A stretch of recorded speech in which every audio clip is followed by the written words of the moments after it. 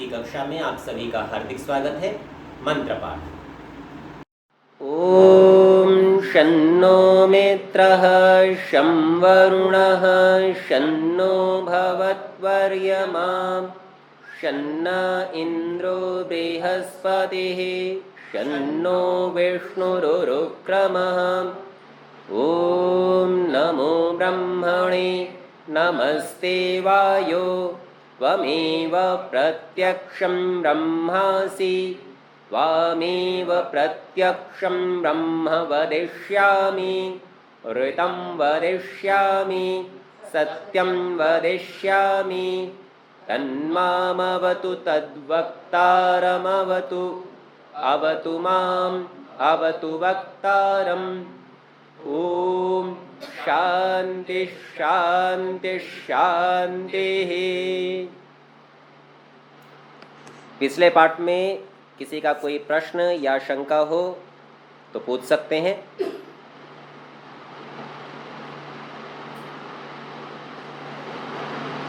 ठीक है, यदि सम्मुख उपस्थित लोगों का कोई प्रश्न नहीं है तो जो लोग इस कक्षा को ऑनलाइन सुन रहे हैं, यदि आपका कोई प्रश्न हो तो कह सकते हैं।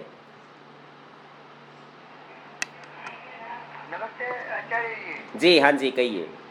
हाँ, मेरा ये प्रश्न था कि हम क्या ये पढ़ रहे थे न्याय दर्शन जी आचार्य उदयवर शास्त्र के जी उसके अंदर विद्या के 4 क्षेत्र बताए हैं जी विद्या के बताया है।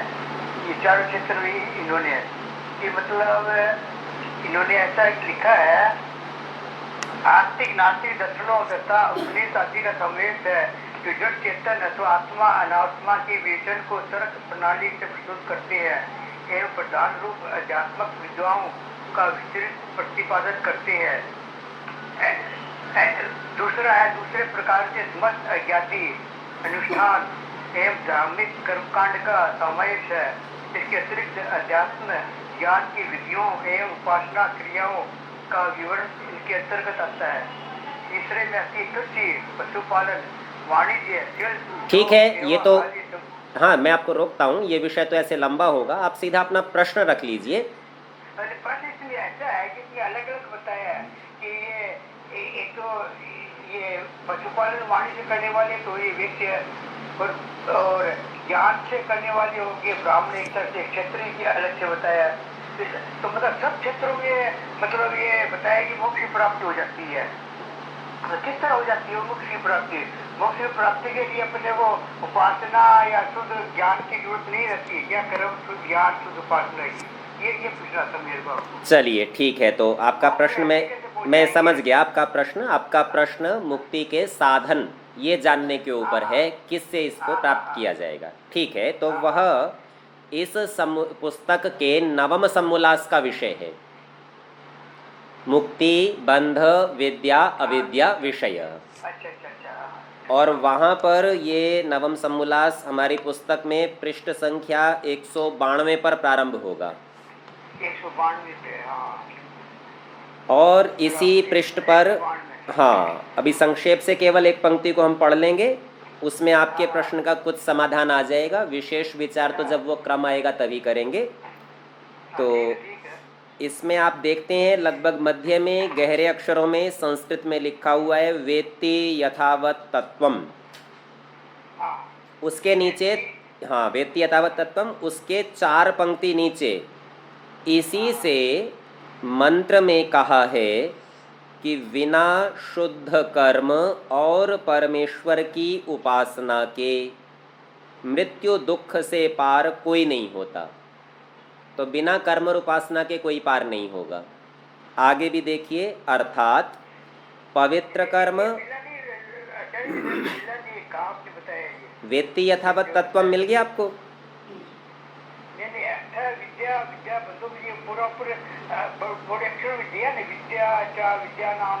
ठीक है, अब इसके ठीक है, उसके नीचे भी आ जाइए, गहरे अक्षर में लिखा है वेत्ति यथावत तत्वम।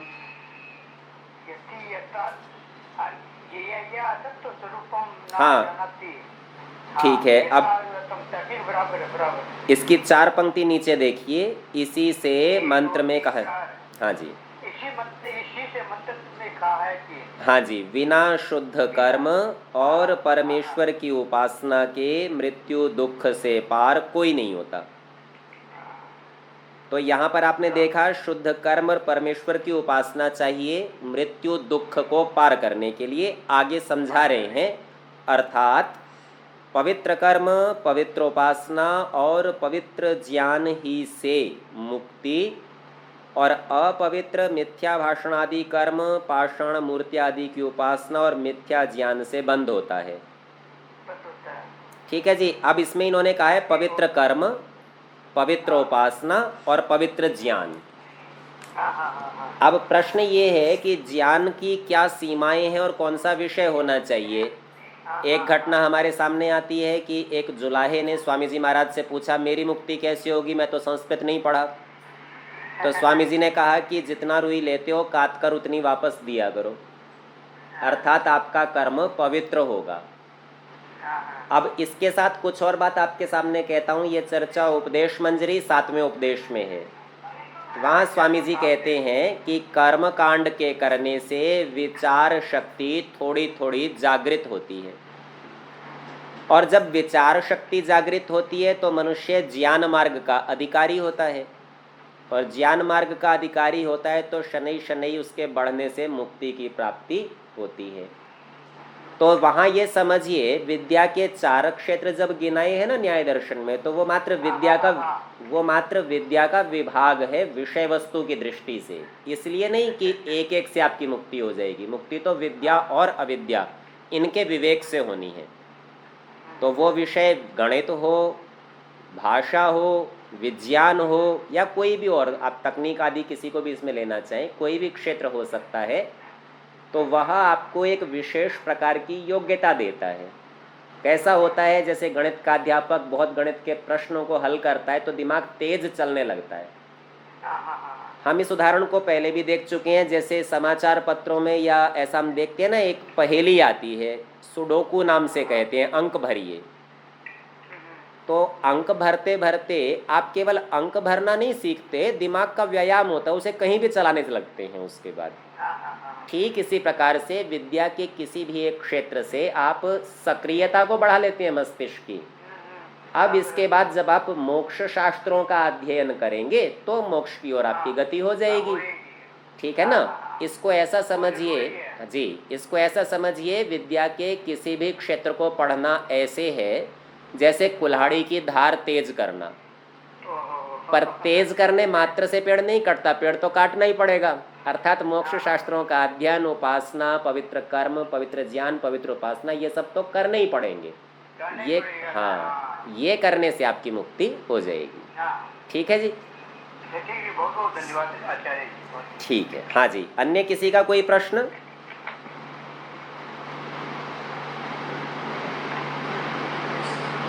ठीक है, यदि किसी का और कोई प्रश्न नहीं है तो आगे के पाठ का हम विचार कर लेते हैं। तो हम पढ़ रहे हैं सत्यार्थ प्रकाश चतुर्थ समुल्लास पृष्ठ संख्या 94, और इस पर हमने 2 श्लोकों का विचार किया था।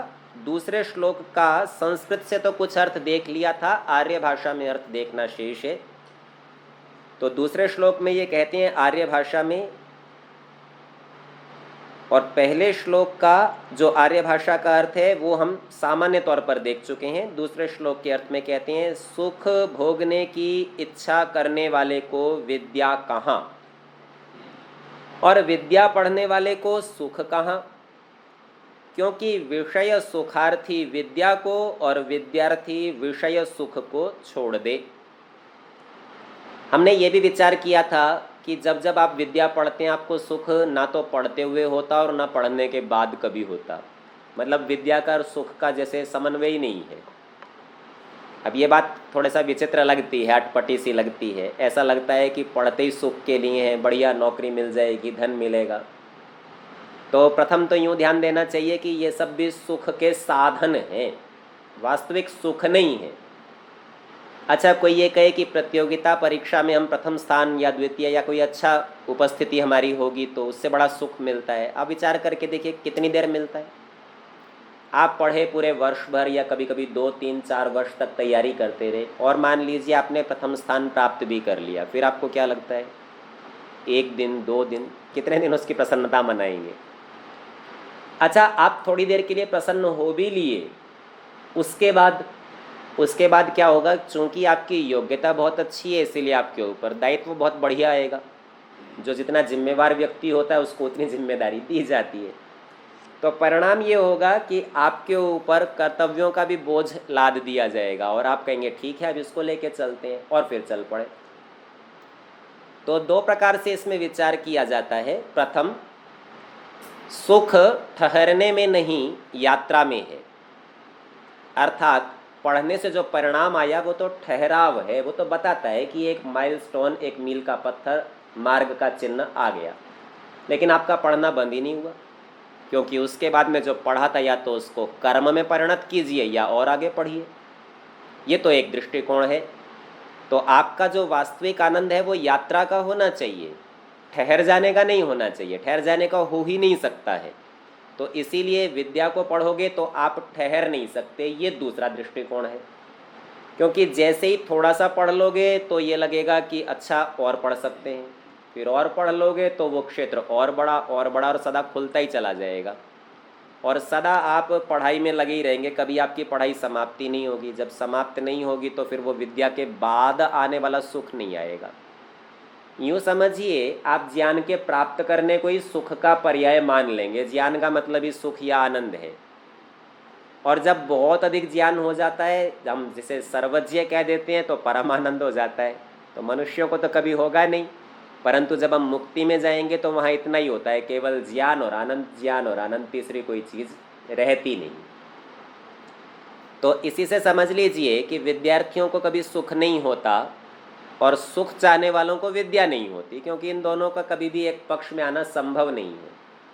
थोड़ी देर के लिए हम सुख मानते रहेंगे, पर उतनी देर हम विद्या से वंचित भी रहेंगे। जब सुख मना रहे हैं तब थोड़ी पढ़ रहे हैं, नहीं तो व्यक्ति जैसे जी आप ज्ञान और आनंद को मुक्ति कह रहे हैं, और ये हम बहुत अच्छी तरह समझ भी रहे हैं। पर ये ईश्वर साक्षात्कार होता है, ईश्वर से मिलन होता है, ईश्वर का सानिध्य होता है मुक्ति में, ये सब क्या होता है, ये कैसे होता है, कब होता है? ठीक है, सामान्य शब्दों से पहले विचार करते हैं। साक्षात्कार का अर्थ हम समझते हैं आँख के सामने उपस्थित होना, और उपस्थित होता है तो कुछ बातचीत कर लेंगे, उसी को ही तो हम इंटरव्यू या साक्षात्कार नाम से कह देते हैं। अच्छा, आपके आँख के सामने होगा तो आपका प्रत्यक्ष ज्ञान होगा, ज्ञान का नाम ही साक्षात्कार है। अब वो जिस भी विषय का हो उसका ज्ञान होगा। तो जब आप कहते हैं ईश्वर साक्षात्कार होना, अर्थात ज्ञान होना, जानना, और उसके साथ रहेंगे जानने का ही आनंद है। जैसे हमने अभी बताया, विद्या एक यात्रा है और यात्रा का आनंद है, ठहरने का आनंद नहीं है। यात्रा में पड़ाव आएंगे, आते रहेंगे, लेकिन मुख्य आनंद यात्रा का, चलने का है। तो ज्ञान आप बढ़ाते जाएंगे, आपका आनंद बढ़ता जाएगा, इसलिए ज्ञान को और आनंद को पर्याय कहते हैं। तो ज्ञान यानी विद्या, मुक्ति में रहेंगे ज्ञान प्राप्त करते रहेंगे, ईश्वर के समीप रहेंगे ज्ञान प्राप्त करते रहेंगे, प्राप्त करते जाएंगे, आनंद में बने रहेंगे। बस इतनी सी बात है, यात्रा चलती रहेगी, ठहराव नहीं, पड़ाव नहीं है। सोना, आलसी होना मुक्ति नहीं है। मुक्ति का तात्पर्य है यात्रा की निरंतरता, और ऐसी निरंतरता जिसमें दुख नहीं हो, अर्थात अविद्या नहीं होगी, अज्ञान नहीं होगा, केवल विद्या रहेगी। ठीक है जी।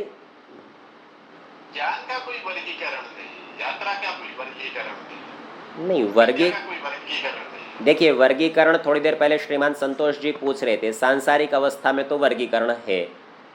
यहाँ तो भेद आप करेंगे, आप दंड नीति लाएंगे, कि त्रयी वार्ता लाएंगे, कि कोई अध्यात्म की चर्चा होगी, कि व्याकरण होगा, कि न्याय होगा। यहाँ तो आप वर्गीकरण करते हैं, और जैसे ही आप इतने उच्च शिखर पर पहुँच जाते हैं, अर्थात ऐसा समझिए जब तक हम नीचे खड़े हैं ना तो अपने स्तर वाले लोग दिखाई देते हैं, और घर की छत पर चले जाएं तो दूर तक के लोग और लोगों से अतिरिक्त पदार्थ भी दिखाई देने लगते हैं, और किसी पहाड़ की चोटी पर, हिमालय पर्वत पर चढ़ जाएं तो फिर हमारे लिए संसार दिखाई देने लगता है, और वो एक जैसा दिखाई देने लगता है। और यदि आप चंद्रमा पर या अंतरिक्ष में जाके पृथ्वी को देखें तो अन्य भी जितने ग्रह नक्षत्र हैं ना, सब एक जैसे दिखाई देने लगते हैं। तो इसीलिए जितना आपका स्तर उन्नत होता है उतना आपके लिए वर्गीकरण की आवश्यकता नहीं रहती, उपयोगिता नहीं रहती। वर्गीकरण प्रारंभिक लोगों को सिखाने के लिए होता है कि कैसे पकड़ोगे, कैसे समझोगे, वहाँ तक उसकी उपयोगिता है।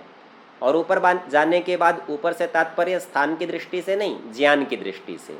तो ज्ञान जैसे आपका बढ़ता जाएगा, स्तर बढ़ता जाएगा, तो फिर तो जो पदार्थ आपके सामने आए स्वतः ही आपके संज्ञान में आता जाएगा, और ईश्वर के सामीप्य से आएगा तो सीधा स्पष्ट होगा। लौकिक अवस्था में हमारे सामर्थ्य के अभाव से हम एक एक विषय को पकड़ते हैं कि यदि मैंने चिकित्सा को पकड़ लिया तो मैं अभियांत्रिकी में प्रवेश नहीं चाहता, प्राण विभाग वकील उस समय नहीं बनना चाहता, आदि आदि, क्योंकि सामर्थ्य का अभाव है। मुक्ति की अवस्था में यह अभाव नहीं रहेगा, इसलिए वर्गीकरण की आवश्यकता नहीं रहेगी। जो विषय उपस्थित हो उसी का काम कर लिया जाए। अब ये उपस्थिति अपने आप है कि मेरी इच्छा से है कि कैसे है, ये प्रत्यक्ष विषय नहीं है। इसके विचार किए जा सकते हैं, कल्पना की जा सकती है, लेकिन वहाँ वर्गीकरण की आवश्यकता नहीं है, इसलिए वर्गीकरण करना भी जरूरी नहीं। ठीक है जी। तो जी माता जी, जैसे श्रवण मनन ध्यान जी जैसे चार ये बताए हैं कि श्रवण मनन में ध्यान साक्षात्कार, तो यहाँ भी साक्षात्कार का मतलब ज्ञान ही नहीं। चारों ही अवस्थाओं में माता जी ज्ञान ही है। वास्तव में ये विषय व्यवहार भानु का है। वहाँ स्वामी जी बताएंगे 4 प्रकार से विद्या उपयुक्ता भवती, उपयोगी होती है 4 प्रकार से विद्या। कैसे? तो ये साधन गिनाएंगे। आप सुनते हैं तो कान से जानते हैं, आप मनन करते हैं तो मन से जानते हैं, आप निधिध्यासन करते हैं तो शंका समाधान से जानते हैं, और आप साक्षात्कार करते हैं अर्थात आप अनुभूति करते हैं तो अनुभव से जानते हैं। चारों समय पर जानते ही हैं, कोई नई बात नहीं है। हाँ, प्रकार अलग अलग है, साधन अलग अलग है, इतना केवल भेद है। ठीक है जी। तो अन्य किसी का कोई प्रश्न? ठीक है, यदि और प्रश्न नहीं है तो हम पाठ को देख रहे थे और हमने देखा विद्या के साथ सुख का समन्वय नहीं है। या यूँ समझिए, विद्या कोई सुख मान लीजिए, आप ज्ञान प्राप्त करते जा रहे हैं, ये ही आपका सुख है। इसी को जो सुख समझ लेता है तो विद्या आती जाती है, और जो इसे सुख नहीं समझता उसको विद्या कभी भी नहीं आती। हम कभी कभी एक दृष्टांत से भी बात समझते हैं। आप गणित का प्रश्न हल करने रात्रि में बैठे और आपने बहुत समय लगाया, प्रयत्न किया, हल नहीं हुआ, आप थक के सो जाते हैं। प्रातःकाल उठते हैं, अचानक से प्रयास करते हैं और एक बार में हल हो जाता है, आपको बड़ी प्रसन्नता होती है। हम में से कुछ लोगों को ऐसा लगता है कि जो रात्रि की असफलता थी अब सफलता में बदल गई और ये प्रसन्नता का कारण है। मात्र बात इतनी नहीं है, क्योंकि जब हम प्रसन्न होते हैं हल के साथ, अब हम दूसरों को भी बताना चाहते हैं। हम सोचते हैं कि अब हमारी प्रसन्नता दूसरों तक भी पहुँचे, तो दूसरों के लिए समस्या नहीं रहे। अच्छा, कैसा होगा? मान लीजिए अन्य किसी को वो नहीं आता, आप बता देंगे, वो प्रसन्न होगा, और उसको आता हो तो वो कह देगा हाँ ये तो मैंने रात्रि में ही कर लिया था, तो आपकी सारी प्रसन्नता समाप्त जैसी, अरे कोई लाभ ही नहीं हुआ, मेरे को ही देर में आया था।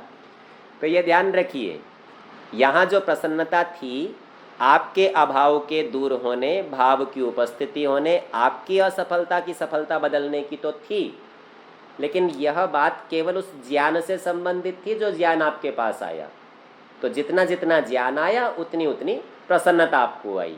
अब वो ज्ञान दूसरे को नहीं चाहिए तो वहाँ तक प्रसन्नता पहुँचेगी नहीं। तो आप अपनी सफलता से प्रसन्न ना हो, अपने ज्ञान से प्रसन्न हो कि मेरे पास ये जानकारी है। ये ही प्रसन्नता का कारण होता है। इसको एक और तरह से देखिए, थोड़ा आध्यात्मिक दृष्टिकोण है पर सरल है और सहज है। आत्मा शब्द का अर्थ ज्ञानी है, इसको हम चेतन कहते हैं ना, चिति संज्ञाने। तो जो जो चेतन है वो ज्ञानवान है। जब आप ज्ञान प्राप्त करते हैं तो समझिए अपने स्वरूप को समझते हैं, अपने आप को प्राप्त कर लेते हैं। तो सबसे अधिक आनंद स्वयं को प्राप्त करने में है। और रोचक बात यह है कि जैसे ही आप स्वयं को प्राप्त करते हैं तो स्वयं के भीतर बैठे हुए परमात्मा को भी प्राप्त करते हैं। योग दर्शनकार कैसे कहेंगे? तदा द्रष्टुः स्वरूपे अवस्थानम, देखने वाला स्वरूप में स्थित हो जाता है।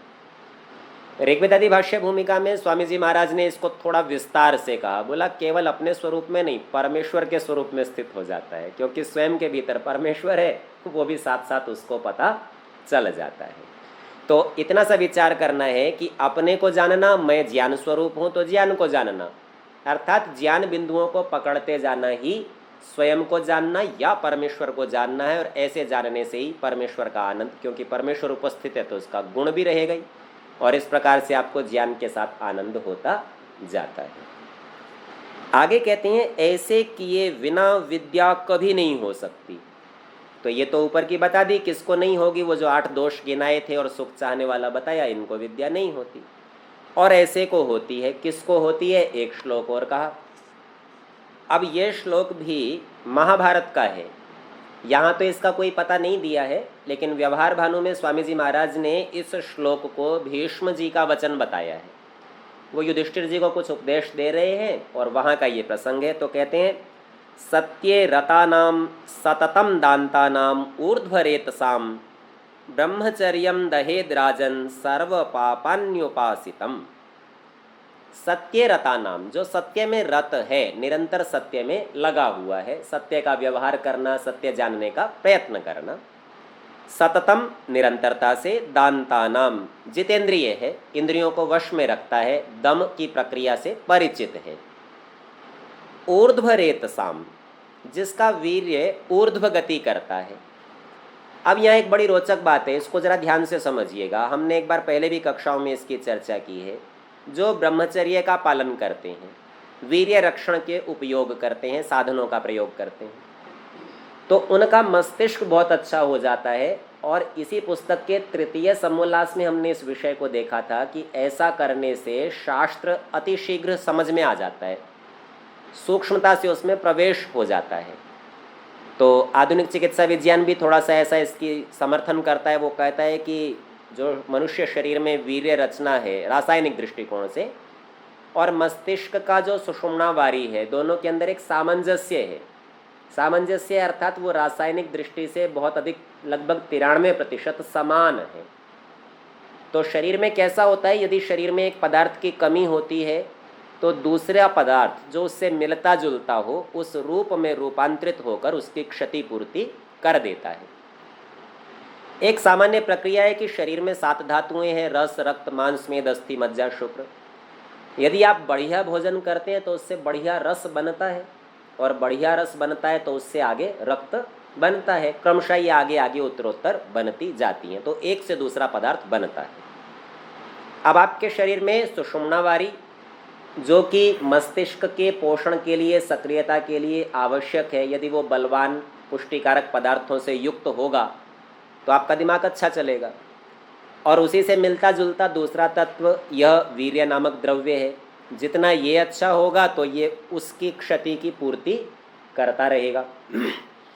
तो इसको ऐसा समझिए, आप दिमाग को खूब खर्च करें और आप ब्रह्मचर्य का प्रयोग करते हो तो परिणाम ये होगा कि दिमाग आपका सदा सक्रिय बना रहेगा। इस संबंध में स्वामी जी महाराज का एक वाक्य है, वो कहते हैं ब्रह्मचर्य से रक्षित किया गया वीर्य विचारों का ईंधन है। तो जितना अच्छा ईंधन उतनी अच्छी विचार शक्ति, उतना निर्णय लेने की योग्यता आपकी बढ़ती है। उसी बात को यहाँ ये कहते हैं ऊर्ध्वरेत्साम, जिनका वीर्य अधस्खलित कभी न हो, ऐसे जो व्यक्ति हैं। ब्रह्मचर्यम दहेत राजन, इस ऐसे ब्रह्मचर्य से हे राजन, युधिष्ठिर जी को संकेत है, दहेत जला देवे, जला सकता है, उसकी योग्यता होती है। सर्व पापानि उपासितम, जितने भी पाप उसने कर लिए। तो ये मत समझिए कि पूर्व किए हुए पाप को भी अपने ब्रह्मचर्य से नष्ट कर देगा और उसका दुख नहीं भोगना पड़ेगा, ये नहीं। तो यहाँ पर ये समझिए, अभी आपको बताया कि ब्रह्मचर्य से रक्षित किया गया वीर्य विचारों का ईंधन होता है, इसीलिए ज्ञान को उच्च स्तर पर ले जाएगा ब्रह्मचर्य से, और उस ज्ञान से दोबारा उस जी जी आचार्य जी, हमारे यहाँ ब्रह्मचर्य के ऊपर बहुत जोर है, खास करके विद्यार्थियों के लिए तो ये आवश्यक बनाया गया है। पर ये जो बाकी जो वेस्टर्न कंट्रीज हैं, इनमें तो इस तरफ ध्यान देते ही नहीं है, और वहाँ पर नोबेल प्राइज और इन्वेंशन और साइंटिस्ट और तेज दिमाग लोग बहुत होते हैं। हमारे यहाँ आध्यात्मिकता में वेदों ठीक है, मैं आपका प्रश्न समझ गया हूँ। सामान्य दृष्टि से पहले विचार करते हैं। तो देखिए कैसा है, नोबेल पुरस्कार प्राप्त करना ज्ञान का पर्याय हो यह आवश्यक नहीं। दूसरी बात ये समझिए, उन लोगों ने अपने पुरस्कार चयन करिए, आप भी कर लीजिए। आप अपने यहाँ के पुरस्कार का नाम विद्या विभूषण, वेद विभूषण, कुछ भी इस प्रकार का रखिए और दे दीजिए। तो कैसा होता है कि विद्या के भिन्न भिन्न क्षेत्र हैं और जहाँ नोबेल पुरस्कार दिए जाते हैं वहाँ वेद विद्या की गणना भी नहीं है, तो निश्चित रूप से आपके वैदिक विद्वानों को तो मिलने से रहा। तो इस आधार पर आकलन नहीं करना चाहिए कि उनको मिलते हैं। दूसरी बात जो आपने कही कि वहाँ विज्ञान और तकनीक आदि दिखाई देती हैं, उसकी एक चर्चा स्वामी जी महाराज ने उपदेश मंजरी में भी की है और सत्यार्थ प्रकाश के भी आने वाले समोल्लासों में आप इस चर्चा को देखेंगे। सो उनके गुण पुरुषार्थ है, प्रयत्न है, और वो ऐसा करके आपसे आगे निकलते हैं। इसको आप इस दृष्टि से समझिए कि वो ब्रह्मचर्य का प्रयोग तो नहीं करते, लेकिन ब्रह्मचारी से अधिक पुरुषार्थ करते हैं। आप विचार करके देखिए, यदि आपके यहाँ के ब्रह्मचारी उतना पुरुषार्थ कर ले तो उनसे कई गुना आगे निकल जाएंगे। लेकिन ये सारी बातें अभी काल्पनिक स्तर पर है, क्योंकि हमारे सामने जब तक परिणाम नहीं आता ना, प्रत्यक्ष नहीं होता किसी बात का, तब तक हमें पता नहीं चलता। पुनरअपि एक और बात करते हैं, क्या ये बड़े बड़े वैज्ञानिक जिन्हें आप ये समझते हैं कि ये बहुत बुद्धिजीवी वर्ग है, कोई गलती नहीं करते क्या? इनके अपने जीवन में अनेक प्रकार की त्रुटियां होती हैं। व्यक्तिगत जीवन में एक घटना हम पहले भी कुछ कक्षाओं में चर्चा कर चुके हैं, विशेष करके ऋग्वेदादि भाष्य भूमिका में ये चर्चा हुई थी। न्यूटन नाम के बहुत प्रसिद्ध वैज्ञानिक, उनके पास 2 बिल्लियां थीं, एक बड़ी एक छोटी। उन्होंने उनके लिए लकड़ी का एक घर बनाया और उसमें 2 दरवाजे लगाए, एक बड़ा और एक छोटा। मित्र को दिखाते हैं, बोले बड़ा दरवाज़ा बड़ी बिल्ली के लिए और छोटा दरवाज़ा छोटी बिल्ली के लिए। उनके मित्र ने कहा, बोले ये छोटी बिल्ली भी तो बड़े दरवाजे से आ जा सकती थी। बोले अरे हाँ, ये बात तो दिमाग में ही नहीं आई। तो आप विचार करके देखिए कि कोई व्यक्ति जब किसी एक विषय में ही अत्यंत तत्परता से लगता है तो उसमें तो कुछ सफलता प्राप्त कर लेता है, लेकिन इसका यह तात्पर्य नहीं है कि वो सब विषयों को जान लेगा या उसका मस्तिष्क उसी प्रकार से सब जगह सदा सक्रिय रहे। यहाँ जो ब्रह्मचर्य की चर्चा है, इस रक्षा से आपका मस्तिष्क सब विद्याओं में चलता है। जैसे एक व्याकरण शास्त्र के पढ़ लेने के बाद सब शास्त्र समझना सुगम हो जाता है, सरल हो जाता है, ठीक उसी प्रकार से ब्रह्मचर्य रक्षा से, वीर्य रक्षा से सब कार्य सरल हो जाते हैं। इसके स्थान पर यदि आप एक पर ही प्रयत्न करें और ब्रह्मचर्य रक्षा पर ध्यान न दें तो कदाचित पुरुषार्थ और अभ्यास से आप एक विषय को तो साध लेंगे पर बाकी सब में पिछड़ते ही चले जाएंगे। यहाँ भी कदाचित शब्द का प्रयोग कर रहा हूँ, क्योंकि ये आवश्यक नहीं है कि भाई आप ऐसा करके सब सफल हों, क्योंकि ब्रह्मचर्य का नाश यदि सफलता का, विद्या का पर्याय हो तो विदेश के सभी लोग सफल और विद्वान होने चाहिए, परंतु ऐसा होता नहीं। इसका पता आप आंकड़ों से लगा सकते हैं कि वहाँ उच्च शिक्षा के लिए, हायर एजुकेशन के लिए स्थानीय लोग अधिक प्रयत्न नहीं करते। अन्य क्षेत्रों के, अन्य देशों से लोग आए और वे उनकी उच्च शिक्षा के केंद्रों में अपनी अधिक संख्या को उपस्थित करते हैं। मेरा ये कहना भी तात्पर्य नहीं है कि अन्य सब देश ब्रह्मचर्य का प्रयोग करते ही हैं। स्वयं भारत देश में भी इस विषय की ओर बिल्कुल एकदम ऐसा हीन दृष्टि से देखा जाता है, और वर्तमान में आप किसी पढ़ने वाले से कह दो ना, हाँ जी ब्रह्मचारी जी, तो कदाचित चिढ़ी जाएगा आपसे। तो आप ये ध्यान रखिए कि इस विषय की जितनी उपलब्धि, जितना लाभ हो सकता था, ठीक ज्ञान न होने से हम नहीं ले पा रहे। और आप आधुनिक विज्ञान की दुहाई तो देते हैं, लेकिन प्राच्य विज्ञान को ऐसा कहते हुए बिल्कुल दरकिनार कर देते हैं, क्योंकि जितनी उन्नति इस देश ने विज्ञान के क्षेत्र में कुछ काल पहले तक कर ली थी, जब तक ये ब्रह्मचर्य का विषय चलता था, वैसी उन्नति आज तक हुई नहीं और तब तक होगी भी नहीं। क्योंकि जैसा सूक्ष्म स्तर पर और सबके लिए हितकारी हो ऐसा विज्ञान, ऐसी तकनीक जो हम लोगों ने विकसित की थी, वो तकनीक आधुनिक विज्ञान की शैली से उन्नत नहीं की जा सकती। एक अंतिम बात कह के इस विषय को यहीं समाप्त करेंगे, पुनः अपने पाठ पर आएंगे। आधुनिक विज्ञान के अंदर एक नियम चलता है, और वो नियम होता है कि विज्ञान की कोई भी शाखा हो, आगे बढ़ते बढ़ते वो गणित में परिणत हो जाती है। अंत में आके कैलकुलेशंस बचती हैं, फार्मूले बचते हैं, और उस पर वो लगता जाए तो उतना ही निर्णय। ये किसी भी विज्ञान की शाखा की अंतिम परिणति है। ठीक इसी प्रकार से दर्शन शास्त्र का, फिलॉसफी का क्षेत्र है, वो चाहे भारत देश का हो या विदेशों का हो, ये सारी की सारी दर्शन की शाखाएं भी अध्यात्म में और ईश्वर में आकर परिणत हो जाती हैं, और इस क्षेत्र को वहाँ के लोग मेटाफिजिक्स के नाम से कहते हैं। तो ये समझ लीजिए, अभी उन लोगों को ईश्वर का पता नहीं है, आत्मा का पता नहीं है, मन की कल्पना उसके कार्यों के आधार पर करते हैं और विभाग करते रहते हैं, ये कॉन्शियस माइंड का है, ये सब कॉन्शियस का है, ये अनकॉन्शियस का। ये भी उनके प्रयास, यानी वो भी प्रारंभिक अवस्था में है, वहाँ पहुँचे नहीं हैं। परंतु जब इसको करते करते वे अंतिम परिणति तक पहुँचेंगे तो बहुत संभव है निर्णय उनके सामने भी यही निकलेंगे कि हाँ साहब, तरीका तो यह ही ठीक है। तो आधुनिक क्षेत्रों में अनेक व्यक्ति अनेक प्रकार से सफल हो जाते हैं। कोई पुरुषार्थ से, किसी को आप कहते हैं ना कि इसके पास जन्मजात प्रतिभा थी, पिछले जन्मों से लेके आया इसलिए इसने ऐसा कर लिया, तो अनेक कारण वहाँ दिखाई देते हैं। परंतु इसका यह तात्पर्य नहीं है कि भाई यदि ब्रह्मचारी उसी सब परिस्थितियों में होगा तो उनसे आगे नहीं निकलेगा। तो यहाँ उसकी श्रेष्ठता दर्शाना इनका प्रयोजन है। ठीक है जी। जी आचार्य जी, आपकी ये बात के बड़े प्रमाण मिल रहे हैं कि अभी वहाँ पर जितनी भी बड़ी कंपनियां हैं, गूगल है, माइक्रोसॉफ्ट है, पेप्सी है, इन सबके सीईओ जो है भारतीय हैं। ठीक है, आप इस दृष्टि से देखना चाहें तो स्वतंत्रता है, मुझे इसमें भी कोई आपत्ति नहीं है। पर यदि वे नहीं भी होते ना भारतीय, तो भी ब्रह्मचर्य का बिंदु तो वैसा का वैसा ही स्थापित होना है। ठीक है जी। हाँ जी। तो यहाँ ये कह रहे हैं कि अपने सब पापों को जो उसने उपासित हैं अर्थात इकट्ठे कर लिए हैं, ब्रह्मचर्य से जला लेता है। जला लेने का ये तात्पर्य नहीं है कि उनके कोई कष्ट दुख उसको नहीं भोगने, अर्थात उसका ज्ञान इतना उन्नत हो जाता है कि आगे वैसा पाप दोबारा नहीं करेगा। एक बात। दूसरी बात, ब्रह्मचर्य में जब व्यक्ति रहता है तो ईश्वर की उपासना भी अच्छी करता है, और ईश्वर के समीप होता है तो कष्टों को सहने का साहस, सामर्थ्य भी मिलता है। उसका ये परिणाम होता है कि दुख आएगा तो भी झेल लेगा। स्वामी जी महाराज आगे इसी पुस्तक में कहेंगे, बोले पहाड़ के समान दुख आने पर भी राई के समान समझता है, ये क्या छोटी बात है। तो ये समझिए, कष्ट आता भी रहे और महसूस ही ना हो तो कहेगा फिर ये कष्ट भी क्या कष्ट है। तो इस दृष्टि से भी देख सकते हैं कि अपने उपासित पापों को वह ब्रह्मचर्य से जला लेता है। आर्य भाषा में इसका अर्थ करते हैं, जो सदा सत्याचार में प्रवृत्त, जितेंद्रिय और जिनका वीर्य अधः स्खलित कभी न हो, उन्हीं का ब्रह्मचर्य सच्चा और वे ही विद्वान होते हैं।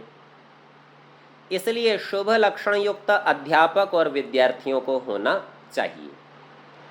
अध्यापक लोग ऐसा यत्न किया करें जिससे विद्यार्थी लोग सत्यवादी, सत्यमानी, सत्यकारी, सभ्यता, जितेंद्रिय, सुशीलता आदि शुभ गुण युक्त शरीर और आत्मा का पूर्ण बल बढ़ा के समग्र वेद आदि शास्त्रों में विद्वान हो। समग्र शब्द पर ध्यान दीजिए, एक आधे में नहीं, अर्थात उनको मार्ग भी पता हो, विधि भी, और फिर वे सब में संपूर्णता से, समग्रता से विद्या को प्राप्त भी कर लेंगे। सदा उनकी कुचेष्टा छुड़ाने में और विद्या पढ़ाने में चेष्टा किया करें, ये तो अध्यापकों का कर्तव्य है। और विद्यार्थी लोग सदा जितेंद्रिय, शांत, पढ़ाने हारों में प्रेम, विचारशील, परिश्रमी होकर ऐसा पुरुषार्थ करें जिससे पूर्ण विद्या, पूर्ण आयु, परिपूर्ण धर्म और पुरुषार्थ करना आ जाए। इत्यादि ब्राह्मण वर्णों के काम हैं, क्षत्रियों का कर्म राजधर्म में कहेंगे। तो यहाँ ब्राह्मणों का भी स्थूल से ही कर्मों का संक्षेप से वर्णन किया है, बड़े स्थूल दृष्टि से, सारे कर्म नहीं बताए, मोटा मोटा यहाँ पर बता दिया है। और सभी के लिए एक अनिवार्य गुण, क्योंकि शिक्षा दी है भीष्म जी ने और शिक्षा दी है युधिष्ठिर जी को, दोनों क्षत्रिय वर्ण के हैं, तो ब्रह्मचर्य की उपयोगिता सभी वर्णों के लिए समान रूप से है। जो वैश्य हों वे ब्रह्मचर्य आदि से वेदादि विद्या पढ़ विवाह करने, नाना देशों की भाषा, नाना प्रकार के व्यापार की रीति, उनके भाव जानना, बेचना, खरीदना, द्वीप द्वीपांतर में जाना आना, लाभार्थ काम को आरंभ करना, पशुपालन और खेती की उन्नति चतुराई से करनी करानी, धन को बढ़ाना, विद्या और धर्म की उन्नति में व्यय करना, सत्यवादी निष्कपटी होकर सत्यता से सब व्यापार करना, सब वस्तुओं की रक्षा ऐसी करनी जिससे कोई नष्ट न होने पावे। तो व्यापार के जैसे जैसे विभाग हो सकते हैं, कुछ का यहाँ पर संकेत करके दिखा दिया है। बुद्धिमान लोग इसी से बहुत अधिक जान लेंगे। और इतना सब करते हुए ना तो क्षत्रिय के लिए कभी विद्या का त्याग था और वैश्य के लिए भी नहीं है। उनको विद्या की वृद्धि का भी प्रयत्न करना है, उसमें धन का व्यय भी करना है, स्वयं भी विद्या को सदा प्राप्त करते रहना है, क्योंकि जितने इनके कार्य लिखे हैं ये बिना ज्ञान के किए जाने संभव नहीं है। अब इसके बाद की जो 3 पंक्तियां हैं ये बड़ी महत्वपूर्ण हैं। शूद्र की चर्चा कर रहे हैं, क्योंकि क्षत्रिय की तो आगे करेंगे, ब्राह्मण वैश्य की कर ली। तो कहते हैं शूद्र सब सेवाओं में चतुर। अब ये चतुर बिना ज्ञान के कैसा होगा? तो इतना ज्ञान तो उसके पास भी होना चाहिए। पाक विद्या में निपुण। अब ये खाना बनाने का ये तात्पर्य नहीं है कि केवल उसको ये पता हो कि कितना पकता है, ये भी पता होना चाहिए किस द्रव्य में क्या गुण है। अब ये ऋतु है तो कौन सा द्रव्य बनाना, कैसे बनाना, किसको देना, कौन रोगी है, कौन स्वस्थ है, इसका विचार। अति प्रेम से द्विजों की सेवा। अब प्रेम तो हो और सेवा का गुण नहीं हो, यानी केवल भाव की बात नहीं है। मान लीजिए वस्त्र धोने की सेवा दी और वस्त्र धोने का ज्ञान नहीं, तो कैसे धोएगा? साफ सफाई की सेवा दी और साफ सफाई का ज्ञान नहीं है, तो कैसे करेगा? तो द्विजों की सेवा, द्विज यानी तीनों, ब्राह्मण क्षत्रिय और वैश्य, इन तीनों की सेवा शूद्र को करनी है और अति प्रेम से करनी है। कर तब सकता है जब उसे काम बड़े अच्छे से आता होगा और उसका मन भी होगा काम करने का।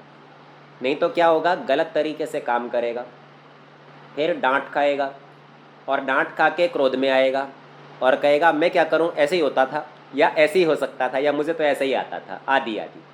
तो अति प्रेम का प्रदर्शन नहीं कर सकेगा और उन्हीं से अपनी उपजीविका करे, अर्थात उसी से जीवन यापन के सब साधनों को प्राप्त करे, इन 3 से, ब्राह्मण क्षत्रिय और वैश्य से।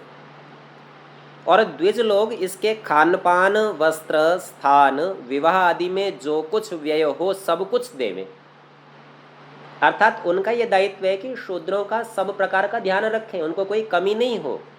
अथवा मासिक कर देवें कि साहब ये विवाह आदि तो रोज रोज होंगे नहीं, तो ठीक है मासिक वेतन तय कर दिया, प्रति मास इतना ले ले भाई और अपनी व्यवस्था बना लेना। और व्यवस्था बनाने में कोई समस्या लगती हो तो किसी वैश्य की सहायता ले लेना, उनसे पूछ लेना ये व्यापार कैसे किया जाता है।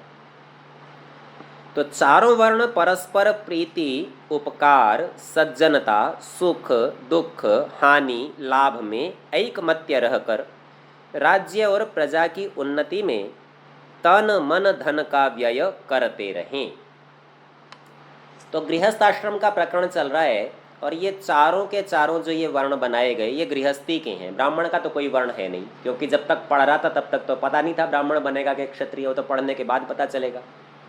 गृहस्थ में इनकी उपयोगिता है, इसलिए चारों का बता दिया कि जिसकी जिस और प्रवृत्ति होगी वैसा बन जाएगा और जो बन गए उन्हें क्या करना है।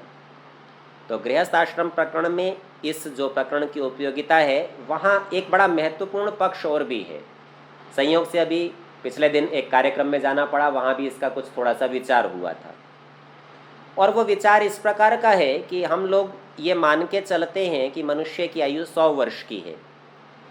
100 वर्ष की अवस्था को हमने 4 भागों में बांट दिया, पहला ब्रह्मचर्य, दूसरा गृहस्थ, वानप्रस्थ और संन्यास। अब पहला जो आश्रम है 25 वर्षों का जो काल है उसे हमने ब्रह्मचर्य कहा। ब्रह्म नाम है परमेश्वर का, परमेश्वर में विचरण करना। तो परमेश्वर का विचार कब से प्रारंभ करना चाहिए जी? तो पता चला कि जीवन की पहली अवस्था में छोटे से छोटे बालकों को भी ईश्वर का पता होना चाहिए। ये ऐसा विषय नहीं है जो बूढ़े लोगों का हो कि साहब बुढ़ापे में आके विचार करेंगे, ध्यान करेंगे, उपासना। पहले दिन से वेद का पता होना चाहिए, ब्रह्म शब्द का एक अर्थ है वेद। पहले दिन से विद्या का पता होना चाहिए, ब्रह्म शब्द का एक अर्थ है विद्या।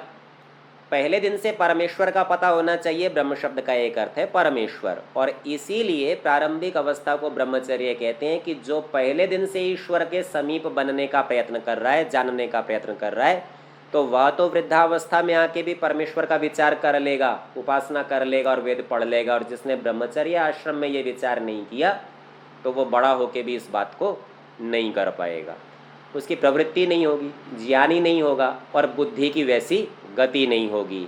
क्योंकि प्रारंभिक अवस्था में ब्रह्मचर्य रक्षा के साधन, प्रवृत्ति और परिस्थितियां अनुकूल होती हैं और उसके बाद धीरे धीरे संसार में वो प्रवृत्तियां बदलती हैं। इसीलिए ये ऐसा विषय है जो प्रारंभिक अवस्था से और बहुत बचपन से ही किया जाना चाहिए।